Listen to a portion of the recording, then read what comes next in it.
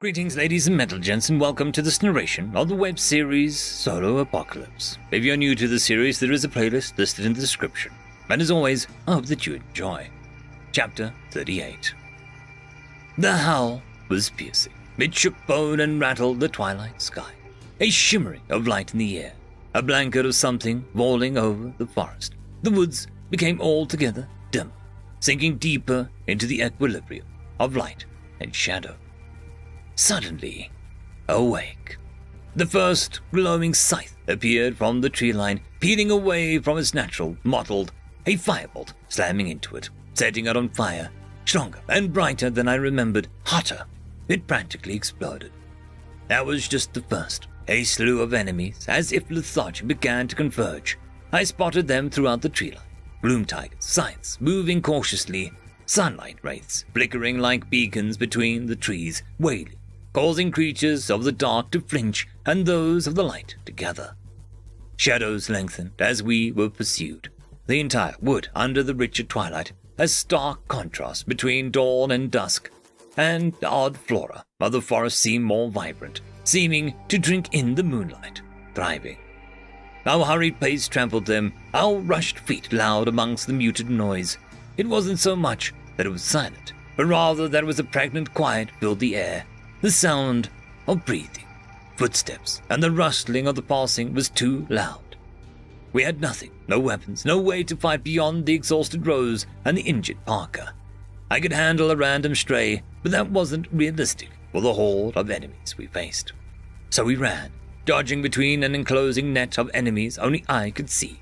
A suffocating blanket of monsters, born of the sleepy wood, lying in wait, creeping up on us. Someone less aware would have led us right into the poised six-legged tigers prowling the canopy, the bladed creatures pressed against the trunks, and the lesser creatures and hazards, obstacles in our path. The pace we set was faster than we'd normally dare. We didn't have a choice. The roar was like a physical thing, a pressure on our backs. It sent creatures in the canopy into a frenzy, winged figures taking to the sky, higher than the tops of the trees. Things answered back, alien sounds, the uncanny noise-making of denizens of a silent forest. My back itched and my eyes of the shadow rushing me. The Ifrit didn't even have time to fully emerge from its shadow before my foot collided with its face, snapping its neck. I'd learned that was their most vulnerable. A clone broke away and forced another one back with his feet, releasing Rose and Rickson from danger. Rose turned, readying her magic. "Save your strength," I told her, bearing much better than her. She was dead on her feet, but with dogged determination. She didn't even bother to respond, only listened and pulled away.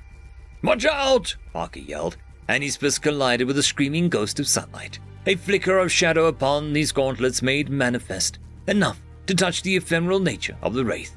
"We're not outrunning these, Evan." "We have to," I yelled back, looking up. A tiger leapt from the canopy, but I was ready. A common foe, dangerous, and much more unsettling than one's normal idea of a tiger. I was faster than it was, ready for its attack. So when it fell upon me, I was already shifting, and my elbow cracked its skull. It fell to the floor, limp. Parker was there, power strike. Its head exploded in blue blood. I looked at Rose, helping Rickson along with Sixth. Seventh caught back up to us. She was too tired. I grimaced. "Let me take him, Rose. You just stay on your feet." We never had a moment's rest. The forest leaned on us, breathing down our necks, enraged. Why had the thing left the ruins? It was sending everything it had heard, its roars, into a frenzy. Eighth and Ninth tracked it, grabbing the twilight saber and running. It was bleeding silver light, a trail of silver buds where the life flowed. Blossomed flowers reaching towards the twilight. The clones harvested them curiously. A swish of the saber, netting some cuttings. Eighth and Ninth followed the creature, tracking its progress. It had a slow, strange pace, blowing into forms, taking a number of steps before the moonlight shifted, and it was walking between the trees as something else, enraged. It was faster than we were. The two clones weren't undetected, but both had enough independent movement to stay out of trouble. The same couldn't be said for us. Through them, I watched the creature move in absolute silence, but with deadly speed. This was how it had killed my clones so easily, without alerting a single one. Speed and silence amidst close quarters of ruins. Its shifting forms were lethality in motion. If it wasn't for my clones keeping an eye on it, it would have snuck up on us again, although it seemed enraged, giving up the pretext of stealth. We had bitten off more than we could chew. We had overstayed our welcome, got cocky, and now there was a price to pay. It was something that we all knew could happen, and we had moved to avoid it in that last moments. Too late, evidently. 20 minutes later, the howl was enough to shake our bones. It changed depending on its form. Sometimes deep, sometimes screeching, but always with that inexplicable quality of moonlight, that pale chill. I turned and saw it flowing between the trees, the bright silhouette of moonlight, and the line of silvered light sheared a tree widthwise, and the cracking of timber and falling leaves shocking us with the sheer volume. Then the trunk exploded in a painfully familiar explosion of splinters. I shielded my face, but the debris exploded outward. I ducked as I felt the explosion of another tree, a silver flash of my light. Streams of silver light, another one exploded to the left, an orb of silver, the ground erupting. "It's on us!" Parker yelled as the beast of twilight blasted through a tree, taking the form of some spiked, plated creature. The elemental charged us, a deep, guttural roar. It tore through the forest like a machine, no longer adopting a lithe forms.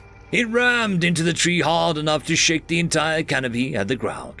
The silver light appeared again as it opened its mouth. "Get down, Parker!" I screamed at him as the beam of light ripped overhead. He dove to the floor as another tree exploded. Eighth, catching up, tried to stab it in the face with the twilight saber, but found the organic moonlight hard. Like the plated creature had just that. It had manifested actual armor.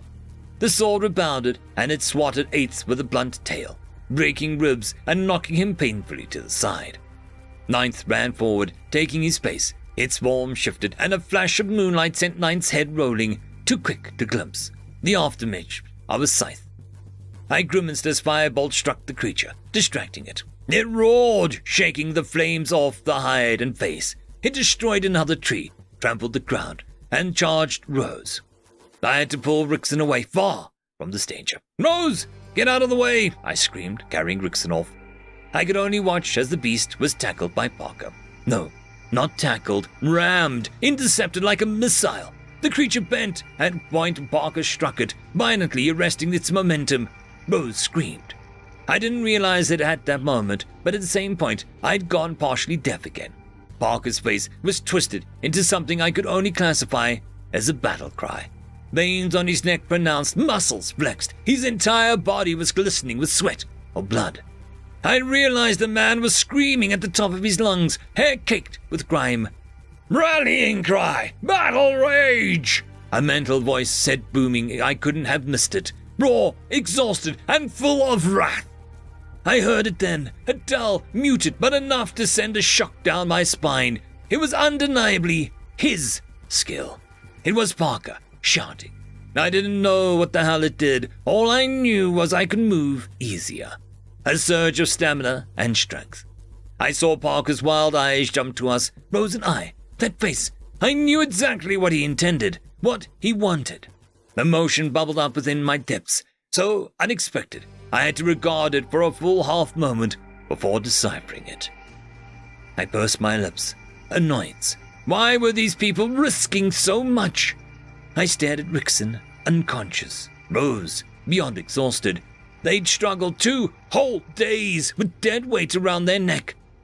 And Parker, the fool, was trying to sacrifice himself. End of chapter. I would quickly like to thank our Tier 5 patrons and channel members: Casper Arnholtz, Cam Maxwell, it's difficult to pronounce, Lord Arishikal, Dragzoon WRE, and Arcadian. Thank you very much.